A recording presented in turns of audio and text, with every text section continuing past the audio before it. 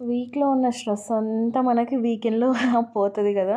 So, అలా అని చెప్పి మేము మా ఫ్రెండ్స్‌తో నేను లూలు మాల్‌లో మూవీకెళ్ళాను. మూవీ అయితే చాలా బావుంది. మధ్యాహ్నం 2కి మూవీ. సో, అక్కడే లంచ్ చేసి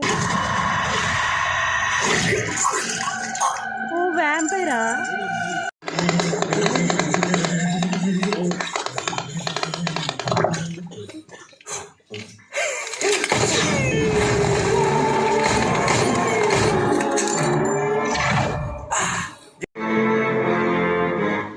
నాయకుణ్ణి పిలువు చంద్ర.